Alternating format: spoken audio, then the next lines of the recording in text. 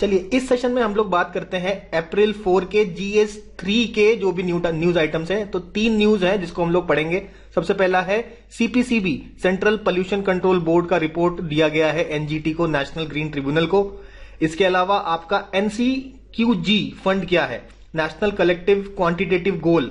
इसकी एक फंड है जो COP29 जो बाकू में होने वाला है उसके अंतर्गत ये फंड आता है।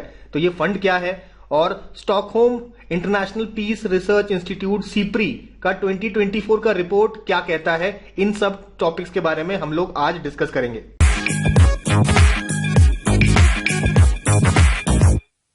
तो यहां पे हम लोग बात करते हैं सेंट्रल पोल्यूशन कंट्रोल बोर्ड से NGT ने सवाल पूछा, कहा कि आप जो फंड्स का यूटिलाइज कैसे, आपका फंड का यूटिलाइजेशन, आपके पास जितने भी फंड्स हैं उसका कितना यूटिलाइजेशन कर रहे हो, इसका हमको आप रिपोर्ट दीजिए। सेंट्रल पोल्यूशन कंट्रोल बोर्ड ने इनको NGT को बताया कि भाई हमारा फंड्स का यूटिलाइजेशन ऐसा हो रहा है कि जितना भी हमारे पास फंड्स हैं उसका हम लोग 80% तो यूज कर पा रहे हैं और जो बाकी बच जाता है वो यूटिलाइज नहीं कर रहे हैं। अगर प्रॉपर डेटा आप देखेंगे तो 777.69 करोड़ आपका कलेक्ट हुआ है इन 2 हेड्स।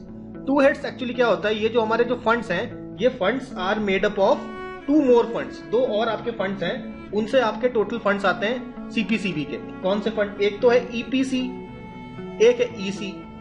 ठीक है, EPC क्या है, EPC is environmental protection charge और EC है एनवायरमेंटल कंपेंसेशन। तो ये जो 2 फंड्स हैं EPC एनवायरमेंटल प्रोटेक्शन चार्ज और एनवायरमेंटल कंपेंसेशन, इनके सारे जो फंड्स हैं, इनके जो सारे फंड्स हैं ये आपका सेंट्रल पोल्यूशन कंट्रोल बोर्ड के द्वारा यूटिलाइज किया जाता है। तो इन फंड्स का 20% ही यूज किया गया है, बाकी 80% यूज नहीं किया गया है, ऐसा बोला गया आपके CPCB के रिपोर्ट में। अबे कहां खर्चा करते हैं, तो कई जगह खर्चा करते हैं, जैसे कि आपके जो एनवायरमेंटल स्टडीज होते हैं, ठीक है। इसके बाद आपका जो एयर क्वालिटी, जो आपका एयर क्वालिटी का जो मैनेजमेंट, एयर क्वालिटी का जो आपका मॉनिटरिंग है, तो इस मॉनिटरिंग करने का जो पूरा इंफ्रास्ट्रक्चर है वो भी आपका सेंट्रल पोल्यूशन कंट्रोल बोर्ड के द्वारा ही किया जाता है, आपके स्टडीज किए जाते हैं, ठीक है। इसके अलावा आपके जो लैबोरेटरीज हैं, टेस्टिंग लैबोरेटरीज वगैरह आपके थ्रू आउट द इंडिया है, न्यू दिल्ली में है, ये सारा भी मेंटेन किया जाता है by central pollution control board. तो इन सब चीजों में खर्चा किया गया है और अभी भी देखिए 80% अनयूज्ड है, तो उसको भी खर्चा करना चाहिए। तो ये रहा आपका ये वाला न्यूज। देखिए पोल्यूशन के बारे में ये पहला न्यूज हमने देखा। अब पोल्यूशन के बारे में जो दूसरा न्यूज है वो हम लोग देखते हैं। अब ये पोल्यूशन के बारे में नहीं है लेकिन एनवायरमेंट से रिलेटेड है। भाई देखिए अभी COP29 होने वाला है, किसका, UNFCCC का आपका COP29 होने वाला है।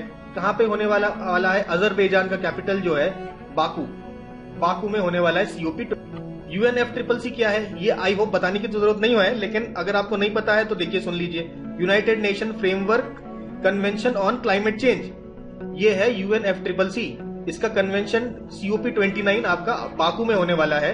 कब होने वाला है, नवंबर 11 से 24 2024 को होने वाला है। तो यहाँ पे तैयारी की जा रही है एक फंड बनाने की, नेशनल कलेक्टिव क्वांटिटेटिव गोल NCQG फंड।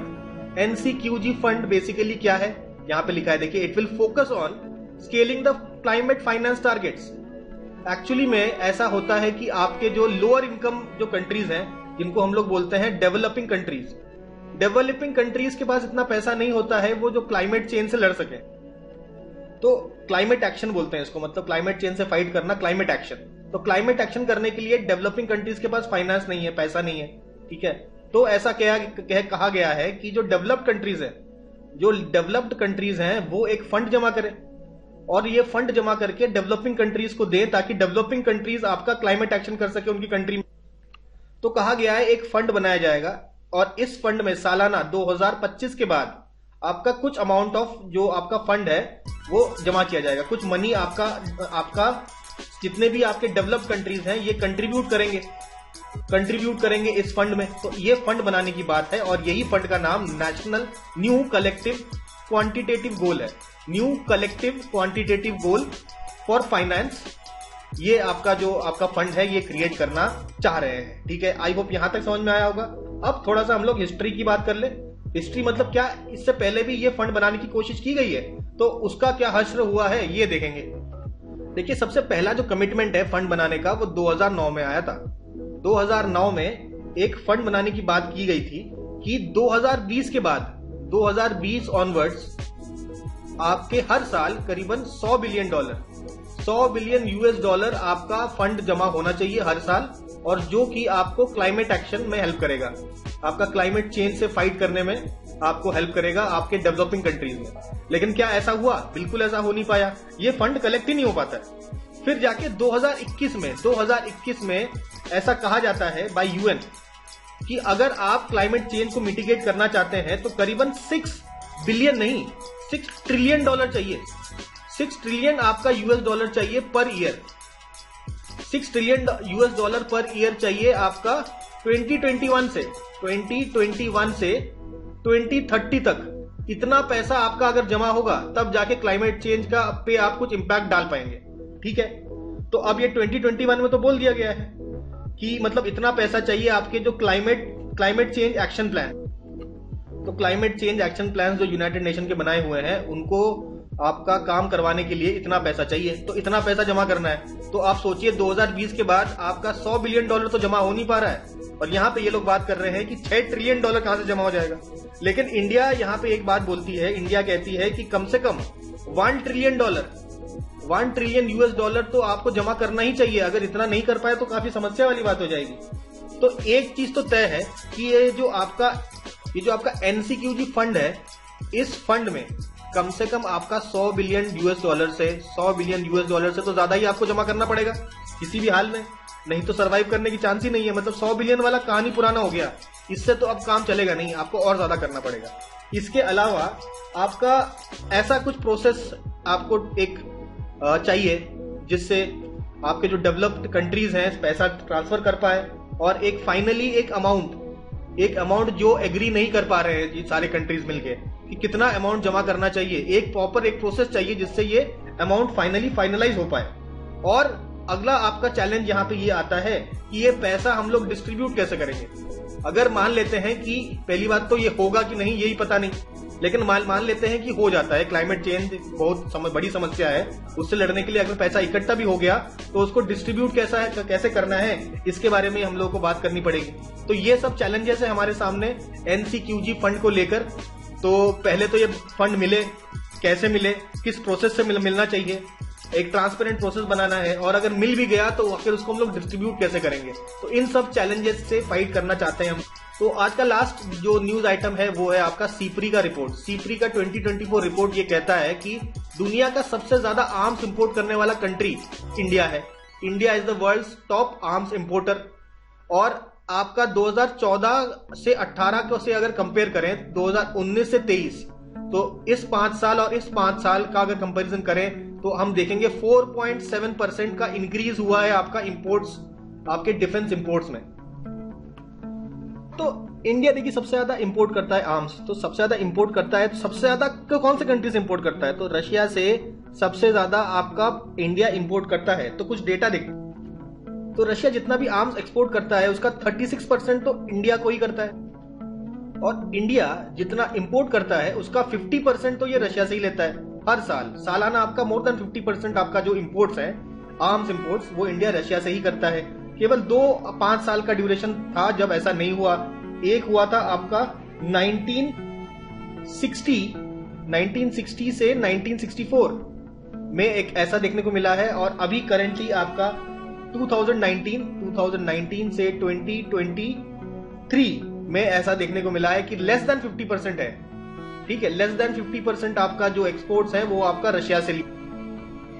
तो इंडिया की अगर बजट की बात करें 2024-25 बजट में आपका 6.2 लाख करोड़ मिला है आपके मिनिस्ट्री ऑफ डिफेंस को, और इस 6.2 लाख करोड़ में से 1.72 लाख करोड़ आपका नए आर्म प्रोक्योरमेंट में इंडिया ने यूज किया है।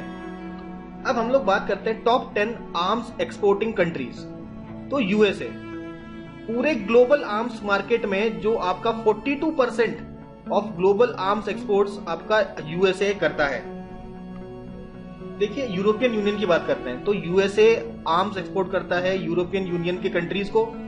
तो 35% उनका जो आर्म्स इंपोर्ट है बाय यूरोपियन कंट्रीज वो आपका यूएसए से आया इन द पीरियड 2014 टू 2018। और 2019 से 2023 में तो यूरोपियन यूनियन के कंट्रीज 55% जो आर्म्स एक्सपोर्ट करते थे वो यूएसए से ही करते थे, सॉरी आर्म्स जो इंपोर्ट करते थे वो यूएसए से इंपोर्ट करते थे। ठीक है, तो यूरोपियन यूनियन में भी देखा गया है कि यूएसए से जो इंपोर्ट्स हैं वो बढ़ रहे हैं यूरोपियन यूनियन के। और अगर 2014 से 2019-23 में कंपेयर किया जाए तो टोटल आर्म्स एक्सपोर्ट्स नहीं इंपोर्ट्स, तो यूरोपियन यूनियन दूसरे कंट्री से मंगा रहे हैं आर्म्स, वो आपका 94% आर्म्स इंपोर्ट में इंक्रीज देखने को मिला है। अब देखिए कंपटीशन में फ्रांस भी उतर के आया है। तो यूएसए के आर्म्स एक्सपोर्ट्स की बात करें तो ड्यूरिंग दिस टाइम 2014 से 18 कंपेयर करें 2019 से 23 को, तो हम लोग देखते हैं 17% का इंक्रीज देखने को मिला है। लेकिन इसी ड्यूरेशन में फ्रांस में आपको करीबन कितना आपका 47% का इंक्रीज देखने को मिला है। तो 47% का इंक्रीज देखने को मिला है फ्रांस। तो टॉप 2 कंट्रीज हमें पता है, तो ये डेटा याद रखना है हमको, ये 47% और 17% इंक्रीज। ठीक है, इसके अलावा कुछ कंट्रीज है जहां डिक्रीज भी किया है, जैसे कि चाइना, जर्मनी, यूके, स्पेन और इजराइल। तो चाइना में आपका डिक्रीज देखने को मिला है -5.3% का डिक्रीज।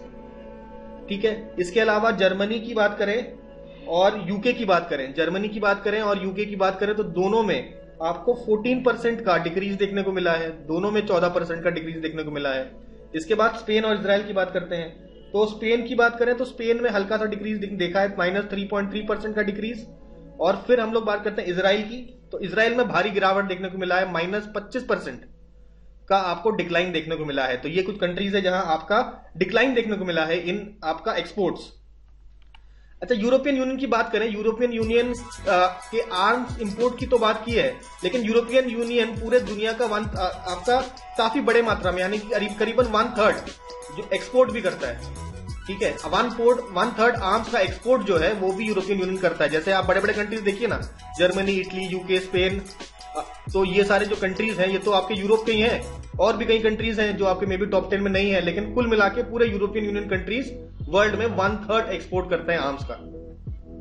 तो इसके साथ ही आज के GS3 के टॉपिक्स हम लोग यहाँ पे ही खत्म करते हैं।